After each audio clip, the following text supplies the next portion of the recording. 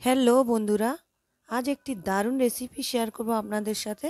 এটা গরম ভাতের সাথে খেতে দারুণ লাগে। এখানে আমি 200 গ্রাম খেসারির ডাল নিয়েছিলাম, সারা রাত ভিজিয়ে রেখেছিলাম। পরের দিন ভালো করে ধুয়ে নিয়েছি, নিয়ে এটা মিক্সিং জারে আমি পেস্ট করে নিয়েছি। এর মধ্যে দিয়ে দিলাম স্বাদ অনুযায়ী লবণ, হলুদের গুঁড়ো আর লঙ্কার গুঁড়ো হাফ চামচ করে দিয়েছি। আর এটা এখন ভালো করে ফাটিয়ে নেব। এটা অবশ্যই ভালো করে ফাটাবেন, না হলে কিন্তু বড়িটা খাওয়ার সময় শক্ত হবে, নরম হবে না। একটু ফাটালে বড়িটা খুব নরম হয় আর খেতে দারুণ লাগে।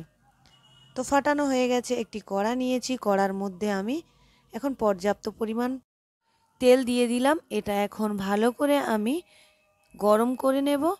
আর এরপরে এই বড়িগুলো একদম ছোট ছোট করে আমি দিয়ে দেব তেলের মধ্যে।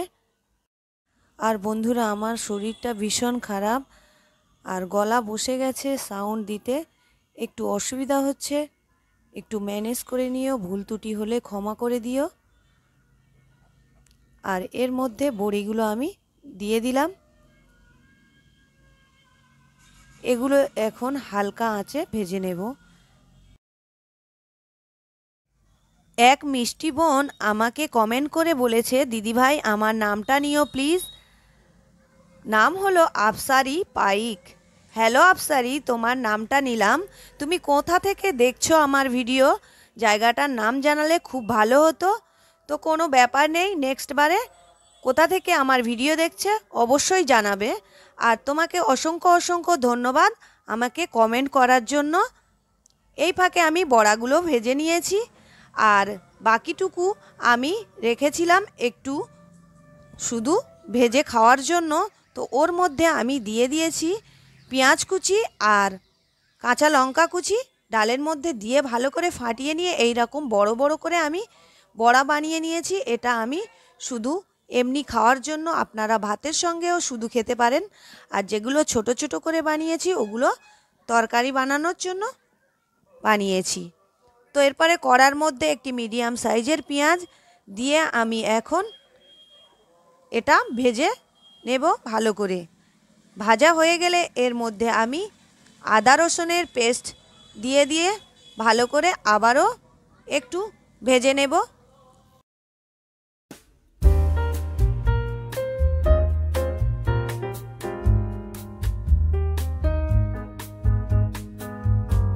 পেঁয়াজটা ভালো করে ভেজে নিয়েছি। এরপরে দুটো আলু আমি কেটে রেখেছিলাম এর মধ্যে দিয়ে দিলাম। দিয়ে একটু নেড়ে দিয়ে আমি এর মধ্যে কিছু গুঁড়ো মশলা দিয়ে দেব। এখানে লঙ্কার গুঁড়ো 1 চামচ দিয়েছি আর হলুদের গুঁড়ো 1 চামচ আর স্বাদ অনুযায়ী লবণ দিয়ে দেব আর ধনের গুঁড়ো 1 চামচ দিয়ে আমি এটা ভালো করে এখন কষিয়ে নেব।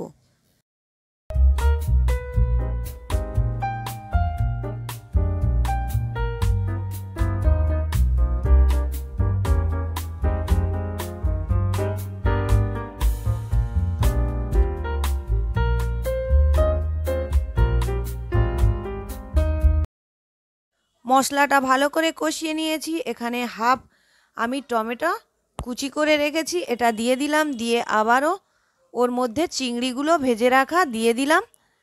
ভেজে রাখা চিংড়িগুলো দিয়ে আবারও ভালো করে একটু কষিয়ে নেব।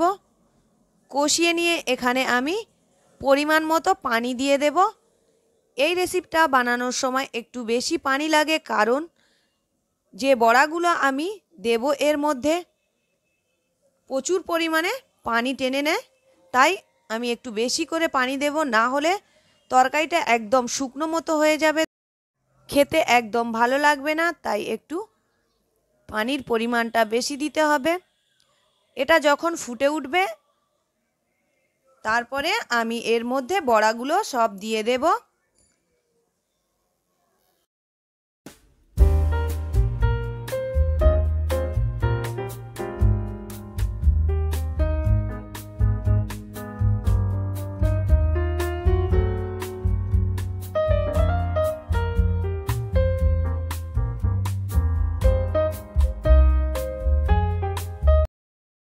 বড়াগুলো আমি দিয়ে দিয়েছি। এরপরে একটি ঢাকা নিয়ে বন্ধ করে আমি 15 মিনিটের মতো রান্না করে নেব। 15 মিনিট পরে ফিরে এলাম। দেখতে পাচ্ছেন খেসারির ডাল দিয়ে চিংড়ি মাছের রেসিপি দারুণ লাগে খেতে, অবশ্যই বাড়িতে বানাবেন। ভিডিও ভালো লাগলে লাইক কমেন্ট শেয়ার করবেন, পাশে থাকা বেল আইকন প্রেস করবেন, সাবস্ক্রাইব করে দেবেন। তাহলে বন্ধুরা এখানেই শেষ করছি। ভালো থাকবেন। আল্লাহ হাফেজ।